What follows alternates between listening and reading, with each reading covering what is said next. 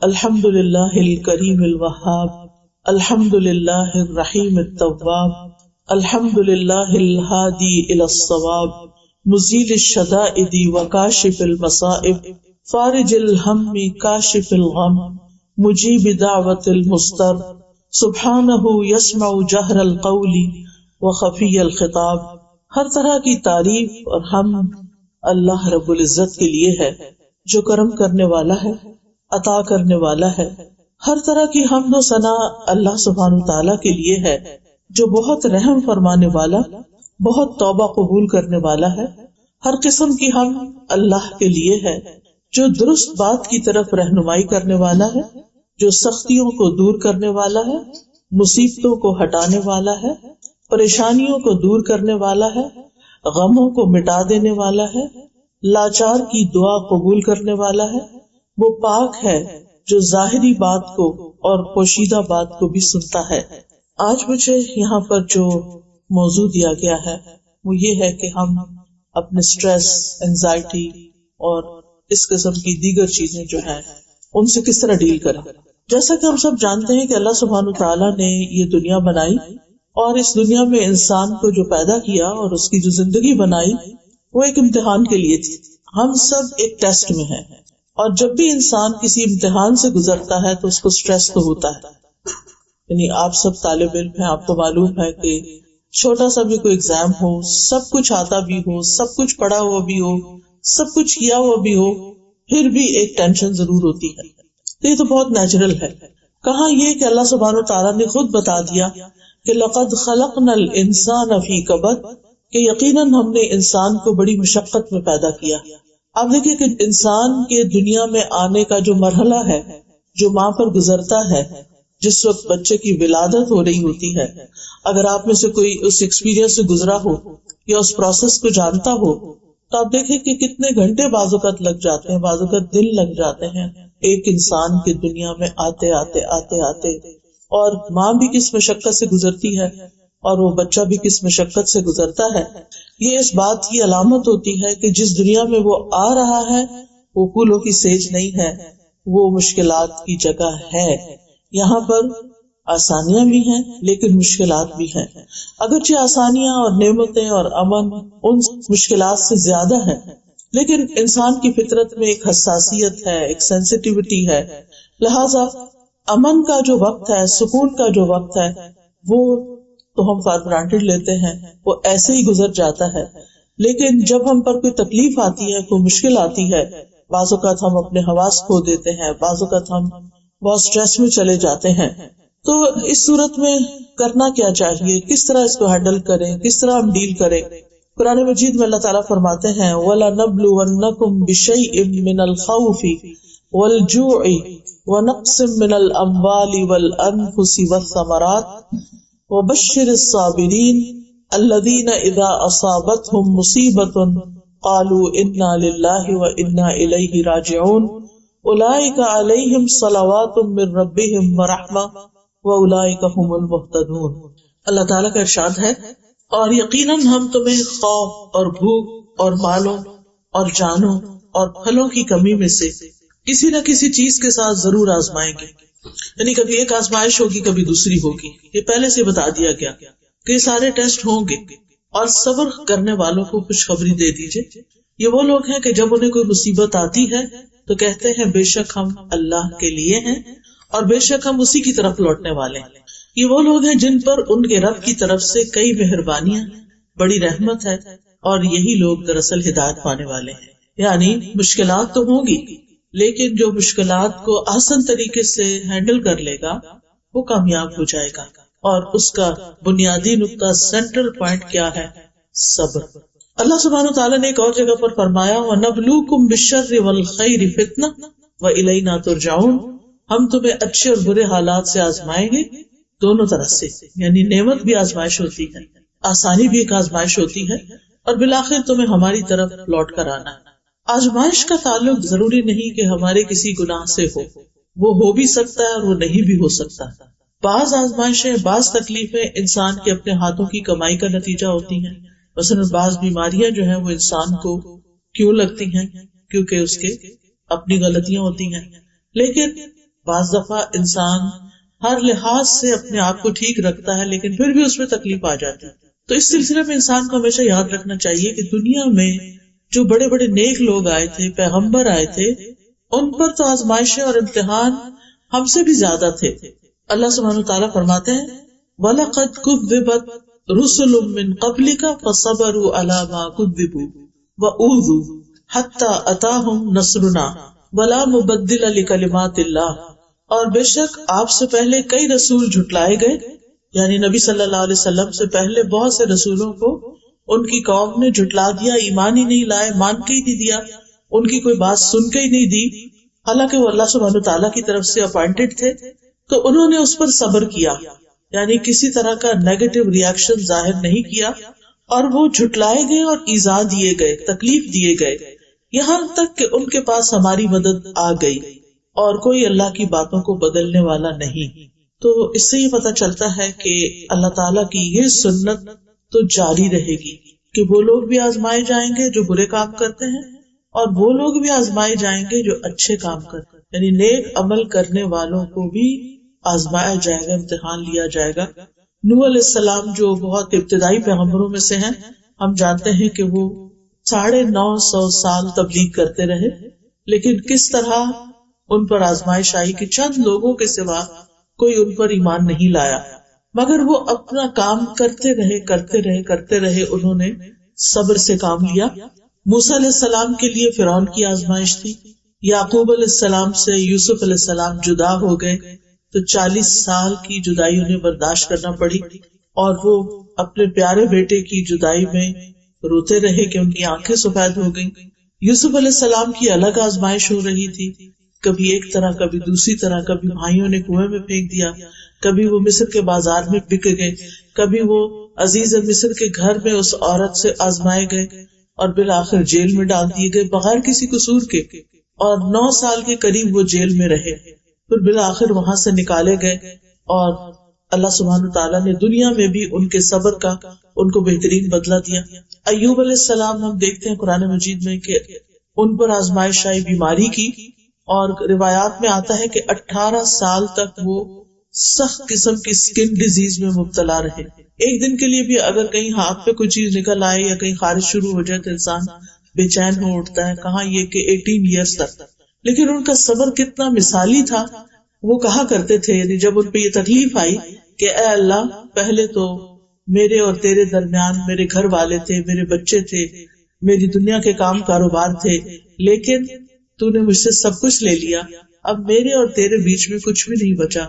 اب جس طرح تیری عبادت کی مجھے لذت نصیب ہوتی ہے وہ اس سے پہلے کبھی نہیں تھی. اب یہ بھی ایک مائنڈ سیٹ ہے کہ تکلیف کی وجہ سے وہ اللہ سبحانہ تعالیٰ کو اور زیادہ قریب سے پکار رہے ہیں. سوچ کی بات ہے نا. وہ یہ بھی کہہ سکتے تھے کہ اب تو نے سب کچھ مجھ سے لے لیا تو میں کیوں تیری عبادت کروں، جیسے ہمارے عام طور پر لوگ کرتے ہیں کہ اگر انہوں نے نمازیں پڑھی ہوں، دعائیں کی ہوں اور امتحان میں کامیاب نہ ہو یا مطلوبہ نمبر نہ آئے ہوں تو پھر کیا ہوتا ہے، نماز ہی چھوڑ کے بیٹھ جاتے ہیں یا اللہ تعالیٰ سے ناراض ہو جاتے ہیں. حالانکہ اس سے مسئلہ حل تو نہیں ہوتا اور بگڑتا ہے، لیکن ناسمجھی کی باتیں ہیں یہ. اسی طرح ہم دیکھتے ہیں کہ نبی صلی اللہ علیہ وسلم کے لیے بہت مشکل کا دن تھا جب آپ طائف کے سفر کے لیے روانہ ہوئے.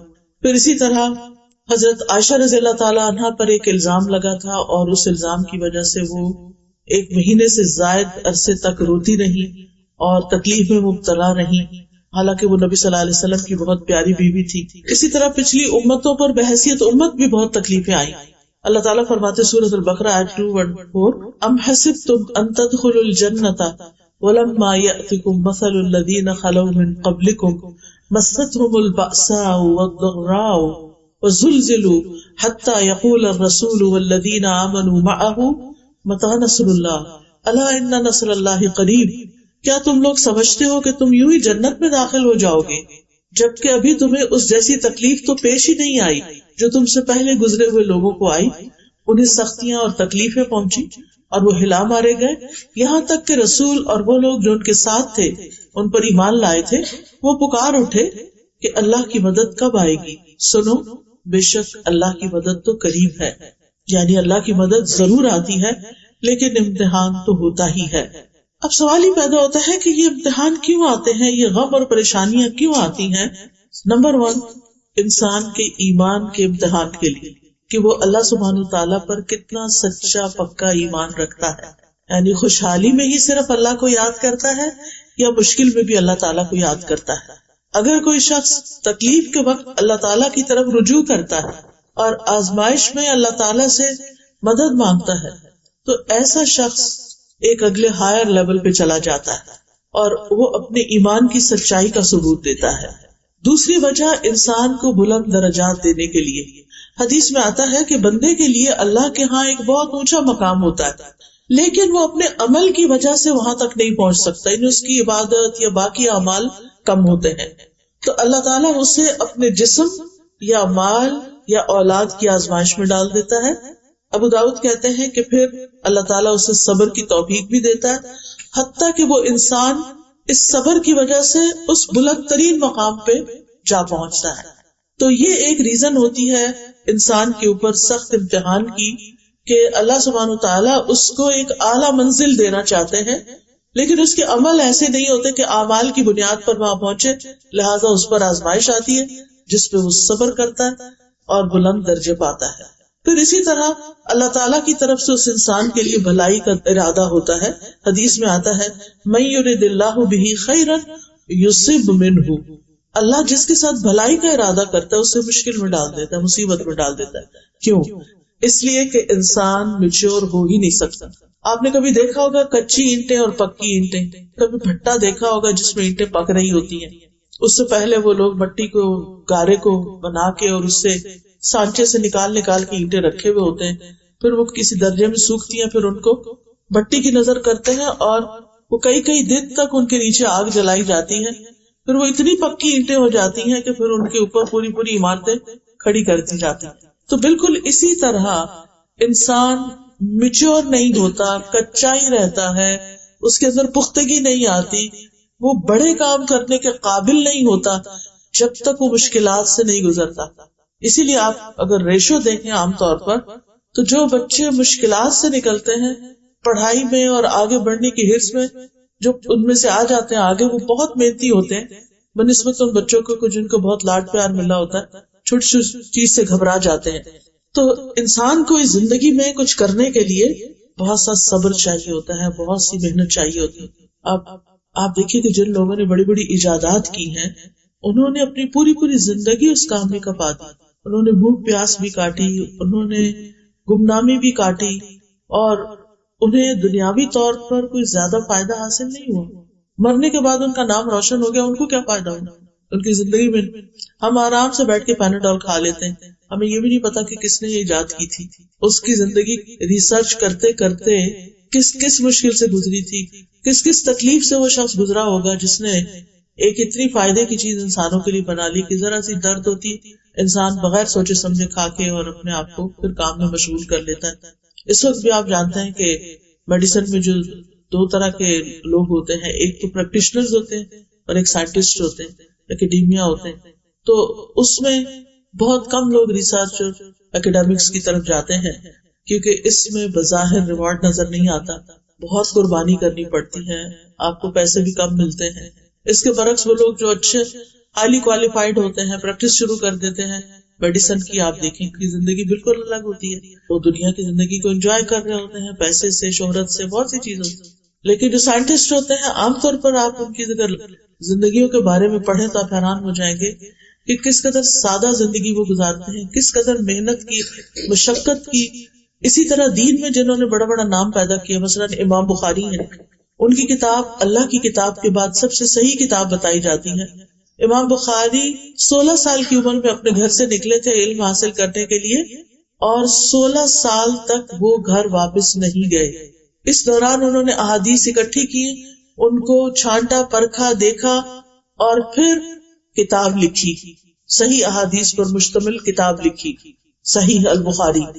ہم میں سے آج کس کا یہ یارہ ہے، یہ کس کے اندر یہ ہمت ہے کہ وہ 16 سال اپنے گھر والوں کی شکل بھی نہ دیکھے اور 16 سال تک اپنے گھر والوں سے کوئی بات بھی نہ کرے؟ آج تو ہمارے پاس ویڈیو کالز کا سسٹم ہے اور اتنی ساری چیزیں آ گئی ہیں کہ ہمیں کوئی مشکل نہیں، ہم دنیا کے کسی بھی حصے میں ہوں، ہم کنیکشن میں ہی رہتے ہیں۔ پہلے تو کہا جاتا تھا میرا سلام فلاں کو پہنچانا، یہ بھی ایک بڑا کام سمجھا جاتا تھا. تو اب تو یہ بھی کسی کو کہنے کی ضرورت نہیں، آپ خود ہی کافی ہیں، جس کو چاہے سلام کر لیں. تو اس میں آپ دیکھیے کہ انہوں نے 16 سال لگا کر ایک کتاب لکھی.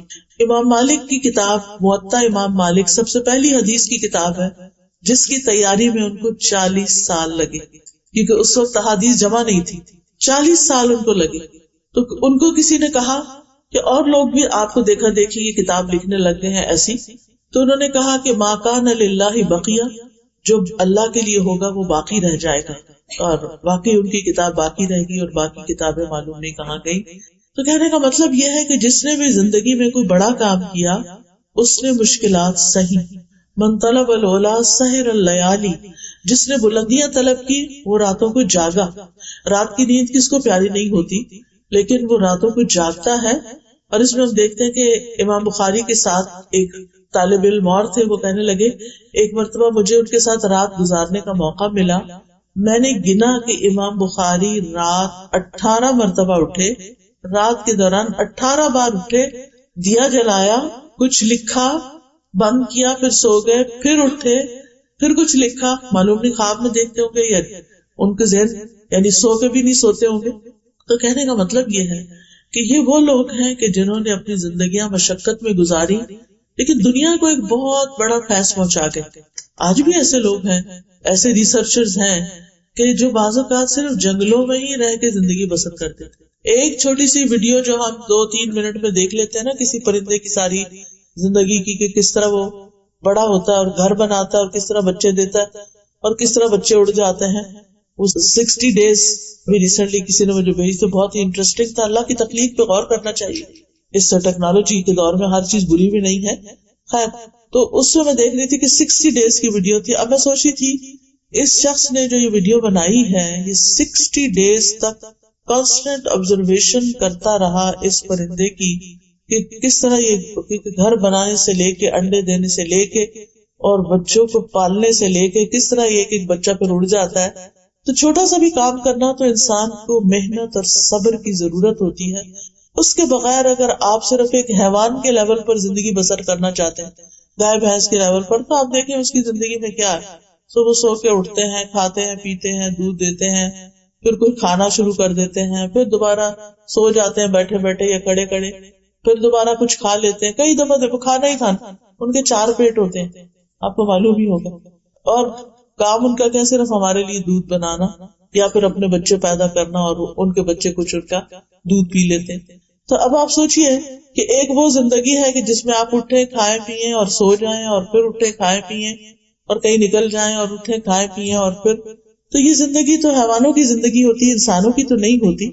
لیکن ظاہر ہے کہ انسانوں کو جب کوئی کام کرنا پڑتا ہے تو اس میں انہیں مشقت ہوتی ہے، اور جب مشقت ہوتی ہے تو پھر انسان کو تکلیف پہنچتی ہے اور انسان کی استقامت ختم ہونے لگتی ہے. جو بھی اس نے کام شروع کیا تھا آدھے میں چھوڑ کے نکلنا چاہتا ہے اسے. اور پھر آپ سوچئے کہ اس کا نتیجہ کیا ہوتا ہے یا انجام کیا ہوتا ہے. وہاں تک تو وہ نہیں پہنچ سکتا جہاں تک اس کے لیے پہنچنا ہوتا ہے. اگر انسان یہ بات یاد رکھے کہ غموں سے پاک زندگی صرف جنت کی زندگی، دنیا میں یہ نہیں ہو سکتا، تو پہلے سے ہم مینٹلی پریپیئرڈ ہوں گے کہ اس دنیا میں تو امتحان ہوں گے. دیکھنے کی بات یہ ہے کہ مجھے کیا کرنا ہے، تو اس میں پھر انسان اس کے مطابق اپنی زندگی بسر کرتا ہے. جنت ایسی جگہ ہے جہاں صحت ہی صحت ہے، بیماری نہیں، زندگی ہے کبھی موت نہیں ہوگی، جوانی ہے کبھی بڑھاپا نہیں آئے گا، آرام ہے کبھی بے سکونی نہیں ہوگی. اور کہا جائے گا پکار کر یہ جنت ہے جس کے تم وارث بنائے گئے ان اعمال کے بدلے جو تم کر کے آئے. یعنی دنیا میں تم نے مشقتوں میں زندگی بسر کی، کام کیا، محنت کی. ظاہر ہے کہ اٹھ کے وضو کرنا ہی ایک بڑا مشکل کام لگتا ہے، اور اس کے بعد نماز پڑھنا، نماز میں بھی صرف فرض نہیں نوافل کا اہتمام کرنا. تو یاد رکھیے کہ دنیا ہے ہی کام کی جگہ، اور اس کام میں ہی انسان کا آرام ہے.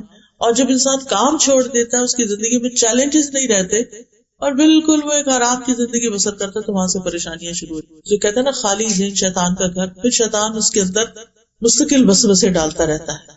اب سوال یہ پیدا ہوتا ہے کہ کیا پھر انسان کو پریشان رہنا چاہیے، غمگین رہنا چاہیے؟ ہرگز نہیں. ہمارا دین یہ نہیں کہتا کہ تم غم بناؤ کیونکہ یہ ایمان کا حصہ ہے، ایسا کچھ بھی نہیں ہے. یہاں پر غم انسان کے اوپر آنے والی مصیبتوں میں سے ایک مصیبت ہوتی ہے، اور جنت میں جا کے انسان کہے گا الحمدللہ الذی اذھب عنا الحزن، اللہ کا شکر جس نے ہمیں غم سے نجات دی۔ مومن کا غم کیا ہوتا ہے؟ مومن دنیا کی حقیر چھوٹی چھوٹی چیزوں پہ غم نہیں کرتا۔ مومن کا غم یہ ہوتا ہے کہ میری آگے کی دنیا کا جو کبھی ختم نہیں ہوگی اس کا کیا بنے گا، کیا میرا رب مجھ سے راضی ہے یا نہیں، اس کی ساری فکر اسی چیز کی ہوتی ہے۔ اور پھر آپ دیکھیے کہ ہمارا دین ہمیں اس سے منع کرتا ہے کہ ہم ہر وقت غمگین رہیں۔ جنگ احد میں مسلمانوں کو غم پہ غم پہنچا تھا، 70 صحابہ شہید ہو گئے تھے، نبی صلی اللہ علیہ وسلم کے دندان مبارک شہید ہوئے، پھر اسی طرح مسلمانوں کا بہت مالی نقصان، ہر طرح کا نقصان ہوا تھا۔ لیکن اللہ سبحانہ وتعالیٰ نے فرمایا فَأَثَابَكُمْ غَمًّا بِغَمٍّ لِكَيْ لَا تَحْزَنُوا عَلَىٰ مَا فَاتَكُمْ، اللہ نے تمہیں رنج پہ رنج دیے، غم پہ غم دیے، مشکل پہ مشکل ڈالی، تاکہ تم ایسی بات پہ غم نہ کرو جو تمہارے ہاتھ سے نکل گئی۔ یعنی جو چیز ہمارے ہاتھ سے چھٹ گئی، اگر کوئی اپرچونٹی نکل گئی، ہم کہیں سلیکٹ نہیں ہوئے کسی پروموشن کے لیے، کسی چیز کے لیے، اب وہ کچھ نہیں سکتا، اب صبر کر کے آئندہ کی تیاری کرو۔ لیکن ہم تیاری کیسے کریں؟ ہم تو پچھلے غم سے نہیں نکل رہے۔ تو انسان آگے نہیں جا سکتا جب تک کہ وہ پیچھے سے چھٹکارا حاصل نہیں کرتا۔ تو اللہ سبحانہ وتعالیٰ غم پہ غم کیوں ڈالتا ہے؟ تاکہ انسان غم نہ کرے۔ تو کہتے ہیں مشکلیں اتنی پڑی مجھ پر کہ آسان ہو گئی، کیونکہ جس انسان کی زندگی میں مشکل پہ مشکل آتی ہے تو جب وہ کسی کی مشکل کو دیکھتا ہے تو سمجھتا ہے کہ یہ تو کچھ مشکل ہی نہیں، میں بہتوں سے اچھا ہوں۔ پھر اسی طرح موسیٰ علیہ السلام کی والدہ کو جب حکم ہوا کہ وہ ان کو سمندر میں بہا دے، تو ایسی صورت میں اللہ سبحانہ وتعالیٰ نے ان کو حکم دیا وَأَوْحَيْنَا إِلَىٰ أُمِّ مُوسَىٰ، ہم نے ام موسیٰ کی طرف وحی کی ان ارضعیہ، کہ موسیٰ کو دودھ پلاتی رہ، فَإِذَا خِفْتِ عَلَيْهِ فَأَلْقِيهِ فِي الْيَمِّ، پھر جب تجھے اس کی زندگی کے بارے میں خوف ہو تو تم اس کو سمندر میں ڈال دینا، وَلَا تَخَافِي وَلَا تَحْزَنِي، نہ خوف کرنا نہ غم کرنا، تو بے شک ہم اسے تیرے پاس واپس لانے والے، یعنی یہ وقت گزر جائے گا، یہ ایک امتحان ہے۔ لیکن اس کے باوجود موسیٰ علیہ السلام کی والدہ نے جب ان کو سمندر میں ڈالا تو ان کا دل اڑ گیا، یعنی ان کے لیے ناقابل برداشت تھا کہ وہ اپنے ہاتھوں اپنے بچے کو کہاں ڈال رہی ہیں۔ اب یہ جو غم ہوتا ہے نا، غم منانے اور غم پالنے کے نقصان ہوتے ہیں۔ ابن قیم کہتے ہیں 4 چیزیں جسم کو تباہ و برباد کر دیتی ہیں: پریشانی، غم، بھوک اور بیداری۔ پریشانی اور غم عزم کو، ارادوں کو کمزور کر دیتے ہیں، یعنی جب انسان پہ بہت غم آتے ہیں نا، پھر وہ کچھ زندگی میں کرنا نہیں چاہتا، لہذا پیچھے رہ جاتا ہے، دل میں کمزوری پیدا ہو جاتی ہے، اور بندے اور اس کے کاموں میں محنت کرنے کے درمیان رکاوٹ بن جاتے ہیں۔ یعنی اگر آپ کی عادت ہے نا ہر وہ غم کرنا، تو پھر آپ ترقی نہیں کر سکتے، محنت نہیں کر سکتے، تو ہر اس کام میں وہ پیچھے رہ جاتا ہے جو اس کے لیے مفید ہوتا ہے۔ یہ غم سفر کا راستہ کاٹ دیتے ہیں، اس کو پیچھے کی طرف واپس پلٹا دیتے ہیں، رکاوٹ بن کر اس کا سفر روک دیتے ہیں، یا اس کے لیے علم سے رکاوٹ بن جاتے ہیں۔ تو یہ چیزیں سفر پر جانے والے کے لیے بہت بھاری ہیں۔ یعنی اقصد کیا ہے کہ اگر انسان غم ہی کرتا رہتا ہے تو پھر آگے نہیں بڑھ سکتا۔ ابراہیم بن ادم کہتے ہیں غم 2 طرح کے ہوتے ہیں، ایک غم تمہارے حق میں ہے، ایک غم تمہارے خلاف ہے۔ جو غم حق میں ہے وہ آخرت کا غم، کہ وہاں کے بارے میں فکر مند ہونا چاہیے، اور ایک غم آخرت کا، اور دوسرا وہ غم جو تمہارے خلاف ہے، وہ دنیا کی رونق کا غم ہے کہ وہ کیوں نہیں نصیب ہوئی۔ اب آپ دیکھیے کہ پھر کرے کیا؟ غم تو آتے ہیں، پریشانیاں تو آتی ہیں۔ سب سے پہلا کرنے کا کام یہ ہے کہ ہمیں اپنے رب سے مضبوط تعلق قائم کرنا چاہیے، اپنے غموں، دکھوں، تکلیفوں، پریشانیوں کی فریاد اپنے رب کے سامنے۔ ہم پوری دنیا کو سناتے ہیں کہانیاں اپنی، اللہ کے سامنے نہیں رکھتے۔ ہمارے کے آگے روتے ہیں، ہم اللہ کے آگے نہیں روتے، ہم سجدے میں نہیں روتے، ہم دعا میں نہیں روتے، ہم تنہائی میں اللہ سے باتیں نہیں کرتے۔ نتیجہ کیا ہوتا ہے؟ جن بندوں کے سامنے ہم غم رکھتے ہیں، کبھی وہ ہمیں تسلی دیتے ہیں اور کبھی ہمیں الٹا ڈانٹ دیتے ہیں، اور کبھی وہ ہماری بات ہی نہیں سمجھتے، حاصل کچھ بھی نہیں ہوتا۔ لیکن اللہ تعالیٰ تو ہمارے دلوں کے حال تک جانتا ہے۔ یعقوب علیہ السلام سے جب یوسف علیہ السلام جدا ہوئے تو انہوں نے کیا کہا؟ انما اشکو بثی وحزنی الی اللہ، میں اپنے غم اور دکھ کی فریاد اللہ سے کرتا ہوں۔ اور کرنا بھی ایسے ہی چاہیے کہ انسان اپنے غموں کو اللہ کے سامنے رکھے۔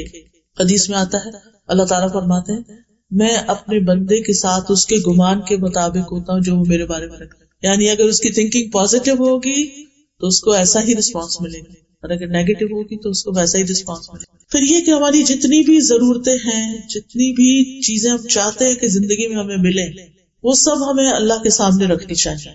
قرآن مجید میں آتا ہے امن یجیب المضطر اذا دعاہ ویکشف السوء، کون ہے جو لاچار کی فریاد رسی کرتا ہے اور اس سے تکلیف دور کر دیتا ہے؟ صرف اللہ.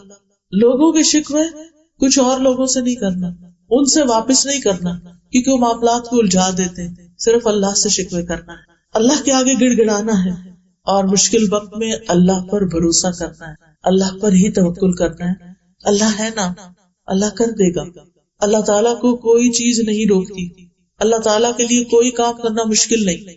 اللہ سبحانہ وتعالیٰ تو میرے دل کی بات بھی سنتا ہے، اگر میں زبان سے اور رو کے دعا کرتا ہوں تو کیوں نہیں سنے؟ اس کا تو وعدہ ہے وَإِذَا سَأَلَكَ عِبَادِي عَنِّي فَإِنِّي قَرِيبٌ أُجِيبُ دَعْوَةَ الدَّاعِ إِذَا دَعَانِ فَلْيَسْتَجِيبُوا لِي وَلْيُؤْمِنُوا بِي، کہ جب آپ سے میرے بندے میرے بارے میں پوچھیں تو انہیں بتا دیجیے میں تو قریب ہوں. انی قریب، اجیب ہوں، میں جواب دیتا ہوں. دعوت الداعی، پکارنے والے کی پکار کا. گویا جب بھی ہم کہتے یا اللہ تو اللہ تعالیٰ ہمیں جواب دیتا ہے، اے میرے بندے بتا تو کیا چاہتا ہے. اگرچہ اللہ کو پتا ہے ہم کیا چاہتے ہیں، لیکن اللہ تعالیٰ ہمارے منہ سے سننا چاہتا ہے، کیونکہ دعا ایک عبادت ہے. اور جب ہم اپنے منہ سے اپنی بات بیان کرتے ہیں تو ہمارا دل ہلکا ہو جاتا ہے. لوگوں کے سامنے جب ہم بیان کرتے ہیں تو کبھی اور بھی بوجھل ہوتا ہے کہ ڈر ہوتا ہے یہ مسئلہ کہیں بگڑ ہی نہ جائے، کسی اور کو ہی نہ بتا دے. مشکل حالات میں اللہ پہ بھروسہ کرنا سیکھیے، اپنے معاملات اللہ کے سپرد کیجیے. یعنی ہم انسان مشکل نہیں دور کر سکتے، اللہ کے لیے کچھ مشکل نہیں. وہ وہاں سے رستہ دکھاتا ہے جہاں سے انسان سوچ بھی نہیں سکتا. قرآن مجید سورۃ الطلاق کی آیت 3 میں آتا ہے وَمَن يَتَوَكَّلْ عَلَى اللَّهِ فَهُوَ حَسْبُهُ إِنَّ اللَّهَ بَالِغُ أَمْرِهِ قَدْ جَعَلَ اللَّهُ لِكُلِّ شَيْءٍ قَدْرًا. جو شخص اللہ پہ بھروسہ کرے تو اللہ اس کے لیے کافی ہے. اللہ اپنے کام پورے کر کے رہتا ہے. اللہ نے ہر چیز کا ایک اندازہ مقرر کر کے، ہر چیز کا ایک وقت ہے. جیسے آپ بیج ڈالتے ہیں تو درخت کا پھل آنے میں ایک وقت لگتا ہے، لیکن آپ دیکھیں جیسے ہو سکتا ہے آپ کے گھر میں کہیں چیکو کا درخت لگا ہوا، میں کبھی دیکھتی نا کہ ایسے درخت تو بہت پھل لاتے ہیں، یا کبھی شہتوت کا درخت دیکھا جب وہ پھل لاتا ہے اس قدر بھرا ہوا کتنا پھل ہوتا ہے اس کا. میں سوچتی ہوں کہ اس کی اوریجن کیا ہے، اس کا روٹ کیا ہے، کتنے بیج ڈالے گئے ہوں گے. ایک بیج اور پھر اس سے اتنا بڑا درخت اور اس پر اتنا زیادہ فروٹ، ایک بیج کے اندر اتنا پوٹینشیل. اور انسان کی مثال تو حدیث میں درخت سے ہی دی گئی ہے کہ ایور گرین درخت. مومن کی مثال ایسے ہی ہے جیسے ایور گرین درخت ہو. مومن کبھی سوکھتا نہیں، مومن پہ خزاں نہیں آتی، مومن غموں سے گھبراتا نہیں، مومن حل جانتا ہے، مومن اللہ کا دامن تھام لیتا ہے. لیکن جو دعا ہم نے کی وہ سنی گئی، وہ یقیناً سنی گئی، قبول بھی ہو گئی. اس کا نتیجہ ہم کچھ عرصے بعد دیکھیں گے. ان اللہ بالغ امرہ قد جعل اللہ لکل شیء قدرا، بے شک اللہ نے ہر چیز کا ایک اندازہ مقرر کر رکھا ہے، اس لیے وہ اپنے وقت پر ہی کام ہوگا. اس وقت تک کے لیے ہم کیا کریں؟ صبر اور دعا سے کام لیں، کیونکہ ان دو چیزوں سے اجر بڑھتا رہتا ہے. پھر اس بات پر یقین کرنا کہ ہر تنگی کے بعد آسانی ہے. فَإِنَّ مَعَ الْعُسْرِ يُسْرًا، إِنَّ مَعَ الْعُسْرِ يُسْرًا، تنگی کے بعد آسانی ہے، پھر تنگی کے بعد آسانی ہے. اور یہ یاد رکھنا کہ ہر تنگی کے ساتھ دو آسانیاں ہیں، کیونکہ 2 دفعہ آسانیوں کا ذکر آیا ہے. پھر اچھا وقت آنے کا انتظار کرنا، مایوس نہیں ہونا، موت کا ہی نہیں سوچنے لگ جانا، مرنے کی باتیں نہیں کرنا، ہوپ فل رہنا. کیونکہ ہمارے سر میں شدید درد تو ہم کہتے ہیں بس پتہ نہیں ہم بچیں گے نہیں، پھٹ ہی نہ جائے رکھ، سر میں سے کچھ پھٹ گیا تو علاج بھی کوئی نہیں. لیکن امید اچھی رکھنا، سوچ اچھی رکھنا، دعائیں جو اللہ نے سن لی آپ کے لیے ذخیرہ کر دی اس کے بارے میں سوچ اچھی رکھنا. پھر اسی طرح اللہ تعالیٰ کے احکامات کی حفاظت کرنا. نبی صلی اللہ علیہ وسلم نے فرمایا احفظ اللہ یحفظک، تم اللہ کے احکام کی حفاظت کرو اللہ تعالیٰ تمہاری حفاظت کرے گا. اور اس میں سب سے پہلا حکم کون سا ہے؟ نماز. تو نماز پڑھنے والے کو اللہ کی رحمت ملتی ہے. نبی صلی اللہ علیہ وسلم نے فرمایا جب تم میں سے کوئی آدمی نماز کے لیے کھڑا ہوتا ہے تو رحمت الہی اس کی طرف متوجہ ہو جاتی ہے، یعنی اللہ سبحانہ تعالیٰ آپ کی طرف توجہ فرماتا ہے، اور نماز کے بعد پھر آپ جو دعا کرتے ہیں وہ دعا بھی قبول ہو جاتی ہے. خصوصاً فجر کی نماز کی حفاظت کرنے والا اللہ کی امان میں ہوتا ہے. چاشت کی 4 رکعت نماز پڑھنا دن بھر اللہ کی حفاظت ملتی ہے. دوسری اہم چیز کرنے کے کاموں میں سے یعنی پہلا تھا اللہ کے ساتھ اپنا تعلق مضبوط کرنا، امید رکھنا، آسانی رکھنا، یقین رکھنا کہ اللہ تعالیٰ ضرور مدد کرے گا، اللہ کا تقوی اختیار کرنا، اللہ پہ توکل کرنا، ہر نیکی اللہ ہی کے لیے کرنا. دوسرا ہے قرآن سے متعلق مضبوط کرنا. قرآن ایمان والوں کے لیے شفا اور رحمت ہے. اللہ تعالیٰ نے ہمارے لیے قرآن کی شکل میں ایسی روحانی بیماریوں کے لیے شفا رکھ دی ہے اور اس کے لیے بھیجی ہے یہ کتاب. یہ الگ بات ہے کہ ہم اس سے فائدہ نہیں اٹھاتے. یہ کتاب اللہ کی رحمت لانے والی بابرکت کتاب ہے. اللہ تعالیٰ فرماتے ہیں وَهَذَا كِتَابٌ أَنزَلْنَاهُ مُبَارَكٌ، یہ کتاب جو ہم نے اتاری ہے بڑی بابرکت ہے. یعنی اگر تمہاری زندگیوں میں ہوگی تو اس سے تمہیں برکت ملے گی. اس کا پڑھنا، اس کو سمجھنا، اس کے مطابق زندگی بسر کرنا، اس کی تعلیم دینا. لیکن اس کے ساتھ کرنا کیا، اصل کام کیا؟ فَاتَّبِعُوهُ، اس کی پیروی کرو، اس کو فالو کرو، اس کو اپنا امام بناؤ، اس کو اپنا رہنما بناؤ. وَاتَّقُوا، اور ڈرو، لَعَلَّكُمْ تُرْحَمُونَ، تاکہ تم رحم کیے جاؤ.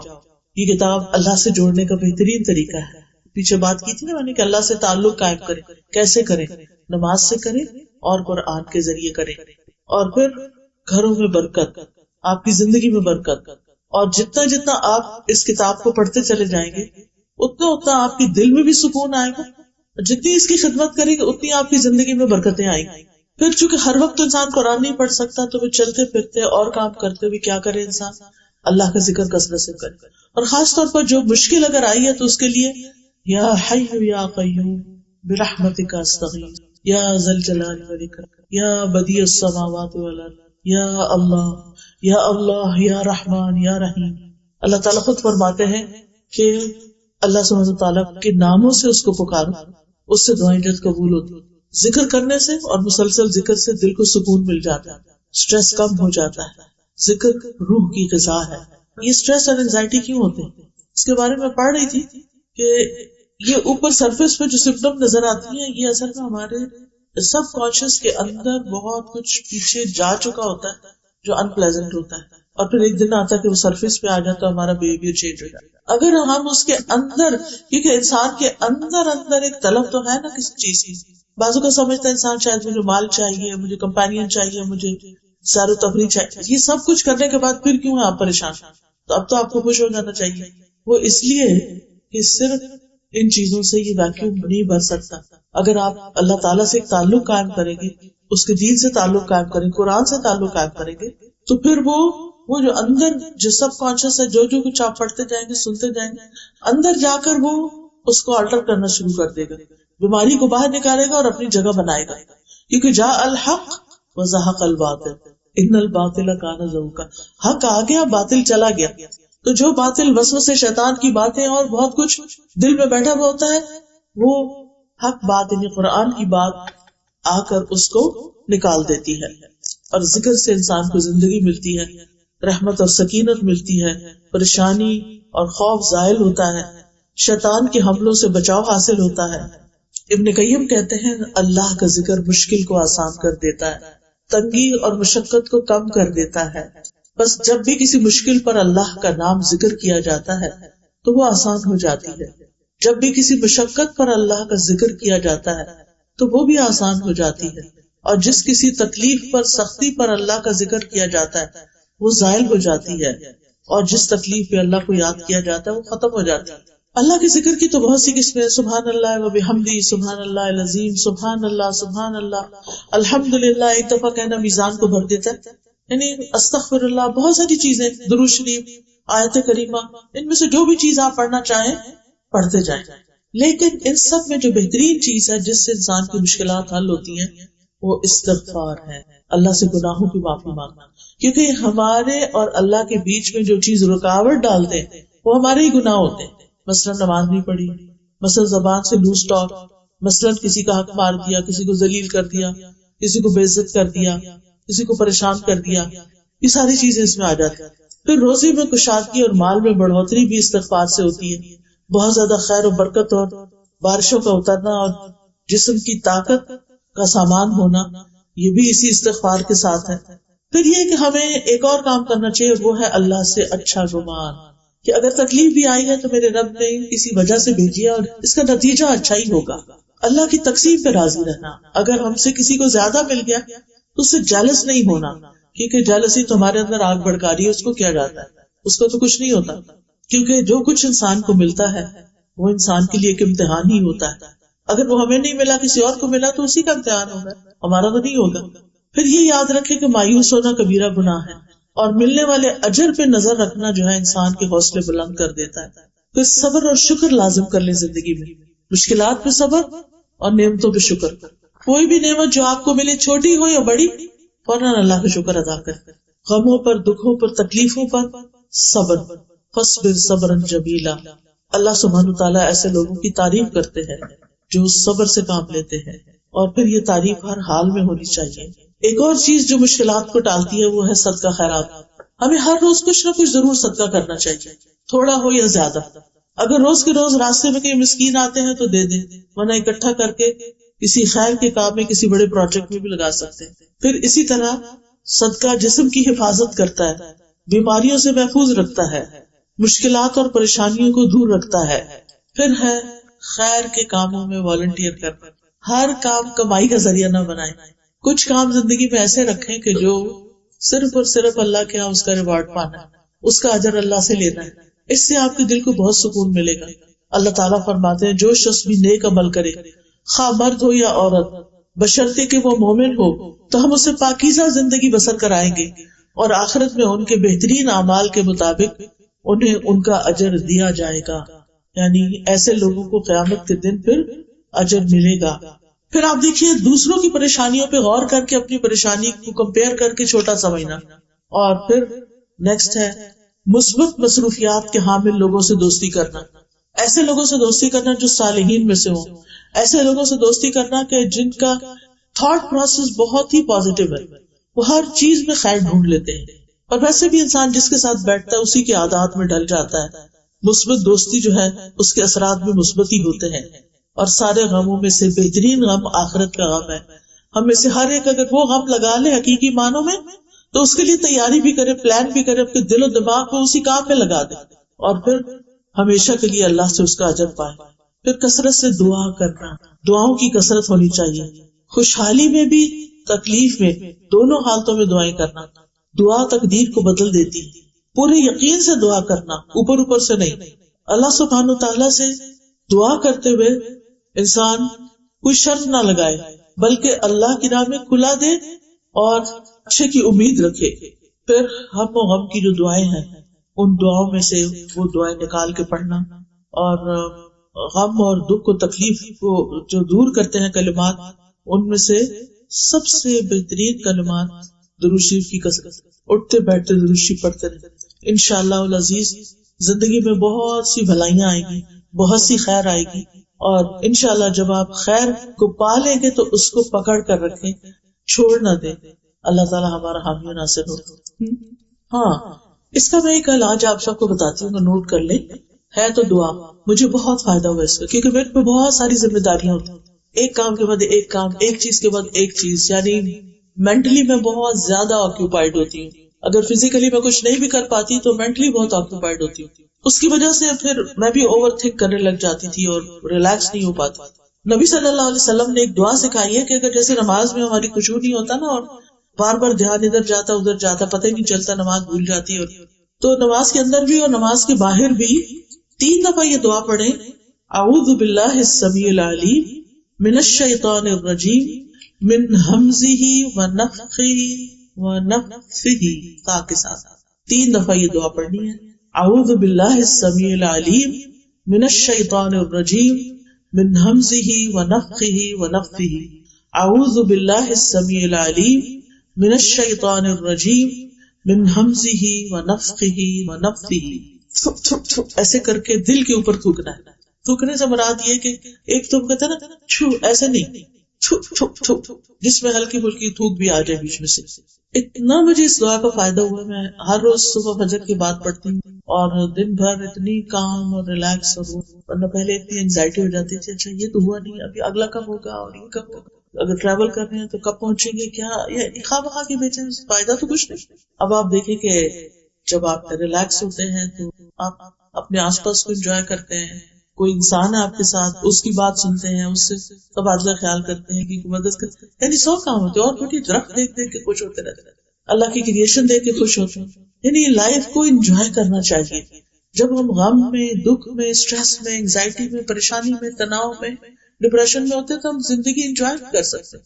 اور زندگی آسان نہیں ہے، زندگی میں تو ٹیسٹ ہوں گے ہی، لیکن ہمیں اس کے ساتھ ڈیل کرنا آنا چاہیے. اسی طرح اگر آپ کو زیادہ ہو رہا ہے کوئی مسئلہ تو پھر ربی اعوذ بک من ہمزات الشیاطین واعوذ بک ربی ان یحضرون ساتھ پڑھ لیں. کچھ دن آپ ہر نماز کے بعد یہ 3 دفعہ پڑھ لیں، پھر آپ روٹین بنا لیں 1 دفعہ فجر میں 1 سے 9. اور ضروری نہیں کہ نماز کے بعد، اینی ٹائم آپ پڑھ سکتے ہیں، لیکن انشاءاللہ. کیونکہ ہوتا یہ کہ شیطان ہمارا دشمن ہے. اللہ تعالیٰ بھی فرماتے ہیں قرآن مجید میں تمہارا دشمن ہے تم اسے دشمن سمجھو، لیکن ہم سمجھتے نہیں ہیں. ہم کہتے ہیں وہ کیا کر لے گا ہمارا، ہم خود ہی بہت اسٹرانگ ہیں. ہم اتنے اسٹرانگ نہیں ہیں، وہ ہمیں چاروں طرف سے گھرتا ہے. اس نے کہا تھا ثم لآتینہم من بین ایدیہم ومن خلفہم وعن ایمانہم وعن شمائلہم، کہ میں ان میں سے اکثریت کو اپنے راستے پہ لے جاؤں گا، ان کے آگے سے آؤں گا، پیچھے سے آؤں گا، دائیں سے آؤں گا، بائیں سے آؤں گا. ولا تجد اکثرہم شاکرین، اور ان میں سے اکثریت کو آپ شکر گزار نہیں پائیں گے. شکر ادا کرنے کے لیے نعمتوں کو جاننا، دیکھنا ضروری ہوتا ہے. جب ہماری آنکھوں کو ہماری نعمتیں ہی نظر نہیں آتی تو ہم نے شکر کیا کرنا. تو یہ یعنی شیطان کا ایک بہت بڑا ہتھیار ہے کہ ہمارے اندر ایسے وسوسے، ایسے خیالات، ایسی باتیں ڈالنا شروع کر دیتا ہے کہ جس کی وجہ سے پھر ہم خواہ پریشانی کا شکار ہو جاتے ہیں.